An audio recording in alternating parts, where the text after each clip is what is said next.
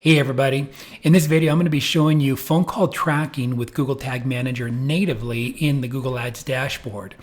Now we use a third-party tool when we're tracking our Google Ads call recordings. The reason we use this company is called CallRail, and there's CallRail, CallMetrics, there's a bunch of them out there. The reason why we use a third party instead of Google's native system is because it allows us to be able to set up our clients where they can get an email of call recordings. We can set them up on a dashboard where they can just go in and be able to see their calls and listen to their calls. So for that reason, we don't use what I'm going to be showing you here today, which is the native dashboard. We'll use that third party. But if you don't have any special needs for that, the native Google Ads call tracking with the Tag Manager is going to work fantastic for you.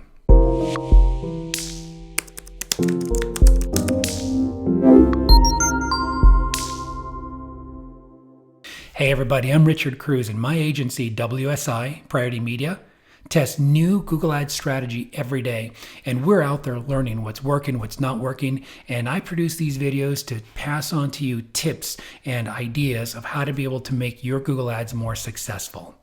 So let's jump on into it. We're talking about phone call tracking with the Google Ads Tag Manager. And so what you want to do is you want to go in and set up. I'm going to go into the dashboard here, and you're going to start in the tools, and you're going to go into measurement, and you're going to go into conversions. And in here, you're going to click on this here, and then you're going to be selected with the type of conversions that you want to track. And in this case, we're going to do phone calls. And what it's going to ask you is the type of here. And let's say we're focusing today on calls from the website, so I'll check that. And then now it's going to ask you the phone call category. Now in this particular case, what we're doing is, we have got a phone call lead. And next, we're going to put in the name of the conversion name. So in this particular case, I would just put, for example, campaign name, whatever, it is lead. And I misspelled it, but you get it where I'm going. And here you're putting in your value. This is really just for your own use. If you're breaking down, for example, the cost of a call, so many calls, so many leads lead to so many sales and what the revenue is. And if you really want to break down and see what your value is, if not, you can just leave that blank, and that's fine as well too. This will not affect your campaign one way or the other. This is just tracking data that you're able to give to yourself. And then whether you want to count every lead, if someone's going to go multiple times, or if one person submitting multiple calls is just one lead, then you want to distinguish this here. So you've got really good data.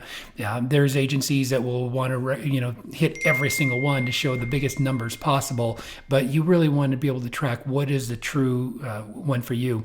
On your call length, what is a real lead? So I've seen agencies that'll put this down to like 10 seconds because their numbers look so much better, and they want to report to the client that you got all these leads. Well, a real call, by the time it gets to somebody, it rings a number of times, it gets picked up, and they've engaged in a conversation for at least 10, 15 seconds. We know that that's a real one. So I'm a big proponent for wanting real data. And so it's usually going to be somewhere in the 45-second range, 60-second range, somewhere around there. And then your attribution model, and there are many forms of attribution. I have another video on attribution models that you can watch that goes deep into this here. Our typical go-to, unless there's a specific circumstance, is going to be time decay, because it shows us everything that has happened on that over a period of time. Now, this is where you're going to choose the Google Tag Manager here. And then what you do is you hit next. And then when you hit next, then you're going to go into the Google Tag Manager. You've set up the your campaign lead conversion action there. And then what I'm going to do is I'm going to go backwards here a couple of steps, because I'm going to need that data. So let me go back and make sure that I've got it. And so the next part I'm going to do is I'm going to go into Google Tag Manager, and this is just our testing account that we have here. And in Tag Manager, what you want to do is you want to go to Tags, and then you want to create a new tag. And in your tag configuration, you're going to scroll down past the first section, past the second section into here, and you're looking for Google Ads calls from website conversion. So it's pretty simple. there's 3 pieces of data that you want to provide right here. The phone number to replace.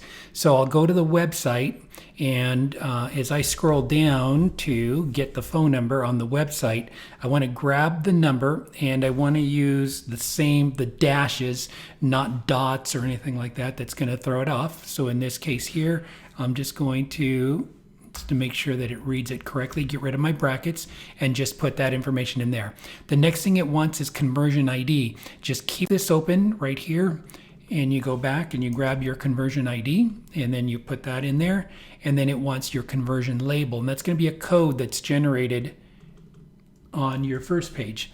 And here. So then from there, you can go ahead and save it, and then I'm going to add the trigger, and that makes it really easy, because the only thing I need to do is I want this on all pages, and then I can just go ahead and save, and I'm going to go ahead and name this, and then I am all set to go.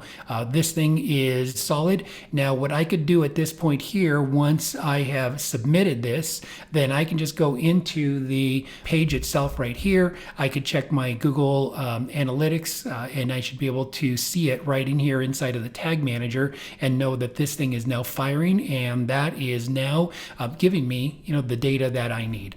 And so that's my overview on phone call tracking with Google Tag Manager. I hope that you've learned at least one thing in this video.